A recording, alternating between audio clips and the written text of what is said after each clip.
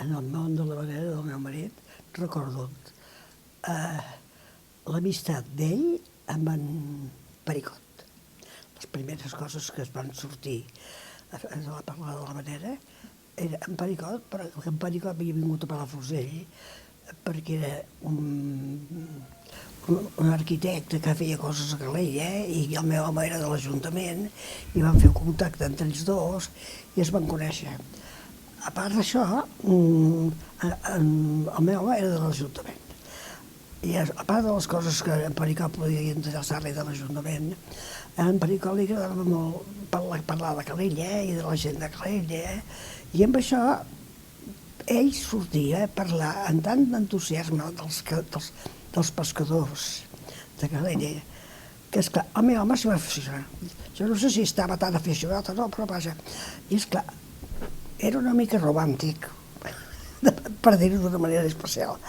Li agradava parlar de les coses boniques, dels records vivents, i quan vam parlar de les havaneres van dir, bueno, això és allò de Cuba, que els de Cuba que van venir, els cubans van venir, la gent de Cuba va tornar i pel camí cantava, i al cantar feien el record de tota la cosa que havien viscut a l'Havana. Bueno, i aquí va començar, entre en Pericot, en Frederic Martí, que també era un gran company, i uns quants van començar a parlar d'aquestes coses. I de tal manera que, esclar, el sent en Francisco i en Frederic Martí de l'Ajuntament, i en Pericot entusiasmat amb les coses de Calella i amb les històries de Calella, i ben parlat de Cuba i de tot això, van començar a entusiasmar-se. I bueno, hi ha 4 pescadors a Calella que canten, i n'hi ha uns quants a Tamariu que també canten. Si el que hauríem de fer és estar un dia amb ells, cantar amb ells, a veure com ho fan. I recordo que havien anat a Calella amb una taverna que hi havia allà i cantaven, i en Pericot tenia bastant de bona veu i el meu home aguantava. I amb això es van anar aficionant i van dir, per què perdem? Deixem perdre una cosa que ha sigut d'aquí, que s'ha anat a Cuba i han tornat a venir i és el record de Cuba, i es van anar encasant.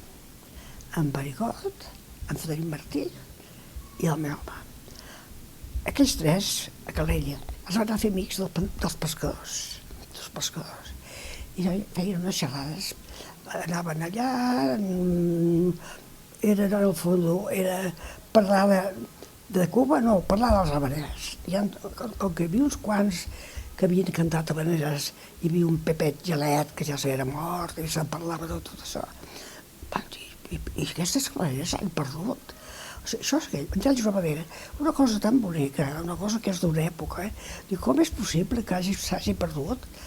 I el que hauríem de fer seria una cosa, per què no repetim aquelles cançons? I ens ho passaríem bé Calella, un rato a la guerra aquesta, i així ho començar.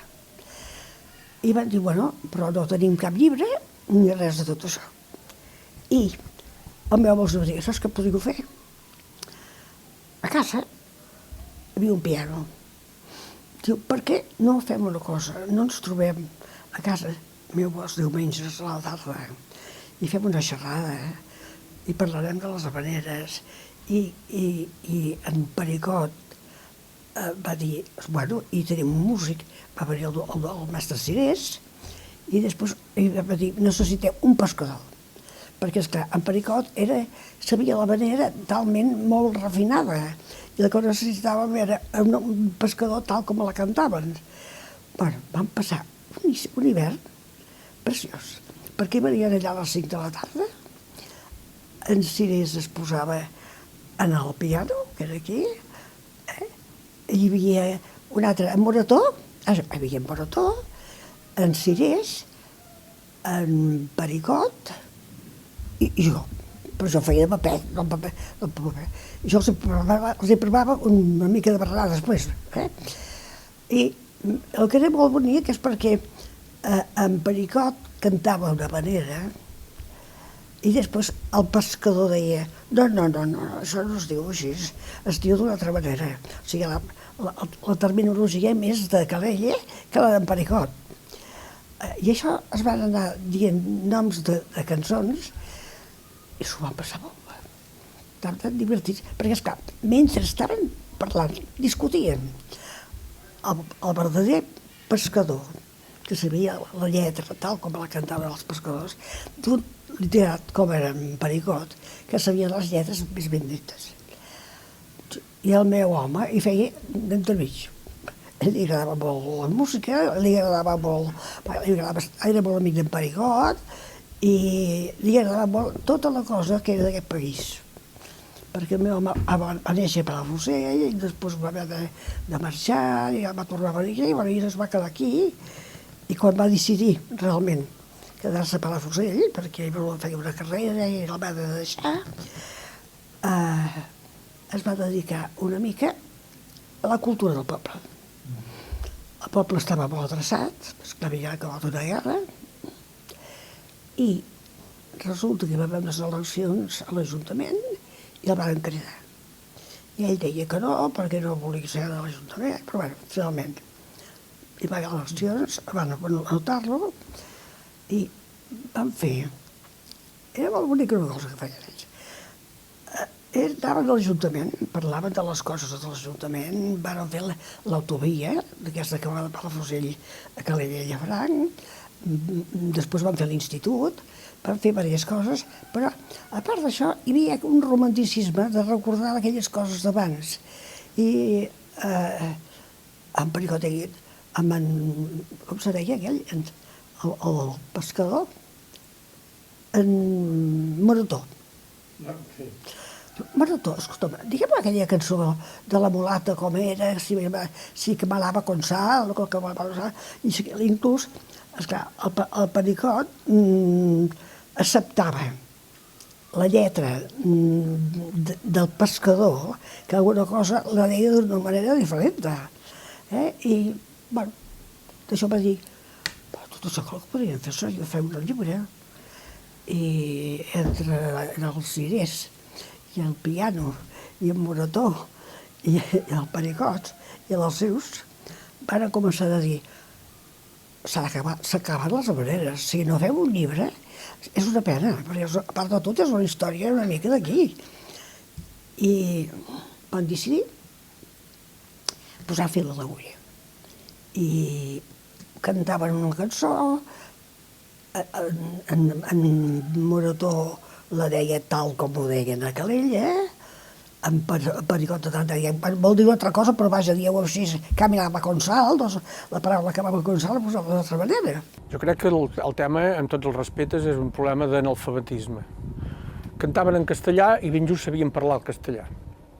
La meitat de les paraules no sabien el que volien dir i llavors feien traducció lliure, perquè és blanca i pura tutena, que és el que deien la gent de Calella, doncs volia dir és blanca i pura azucena, perquè les azucenes són unes flors blanques, i com aquesta es diu melava con sal, però és que la camelava con sal, con salero, no que la rentava.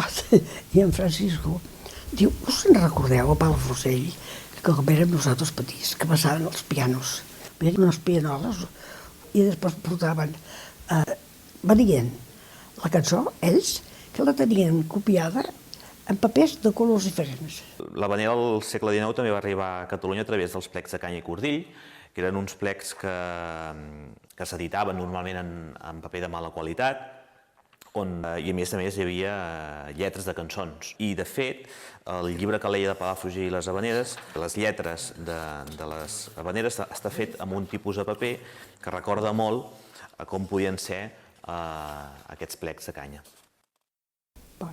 Això ho van fer-ho, van decidir, i recordo que van buscar papers, els papers aquests de piroles, com que encara en aquella època de tant en tant passava una pirola, agafaven els papers. I en Pericot va veure que aquí a Palafrugell no hi havia una impremta disposada a fer-ho tot, i va dir, jo tinc a Barcelona un centre que ho farem allà, jo iré, podré controlar-ho, I, bueno, va començar presentant-ho, demanant un pressupost, perquè, esclar, seran uns llibres una mica capritxosos, per tant, tampoc, i més maco, tampoc pot ser tan barat. I jo em sembla que vam dir que valdria 250 pessetes. Em sembla molt que era aquest preu. Bueno, decididament, en Pericot i els rius és aquí, que cada setmana es veien, en Francisco, en Frederic Martí es havia mort, ells dos van quedar els més aficionats, junt amb els pescadors de Calella, que a part d'aquest que hi havia en...